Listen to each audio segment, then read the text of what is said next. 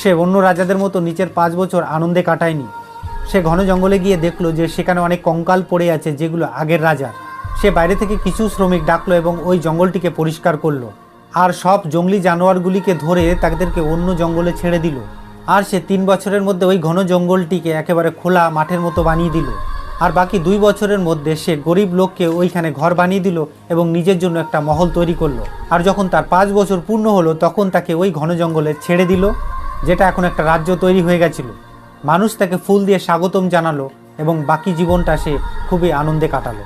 তাই বন্ধুরা, আমাদের 25 থেকে 30 বছরের মধ্যে যে বয়সটি হয় সেই বয়সটিতে আমাদের স্কিলকে ডেভেলপ করতে হয়। আর আপনিও যদি বাকি রাজাদের মতো নিজের জীবনটাকে এইভাবে আনন্দ ফুর্তিতে কাটিয়ে দিন, তাহলে ভবিষ্যতে আপনাকে কিন্তু খুব মুশকিলে পড়তে হবে, কারণ এটাই সেই বয়স যেটি আমাদের ফিউচারকে ডিসাইড করে থাকে। এই জন্য এটাকে নষ্ট করবেন না, এটাকে ইনভেস্ট করুন। আর ভিডিওটা ভালো লাগলে অবশ্যই লাইক, ফলো এবং সাবস্ক্রাইব করে দেবেন।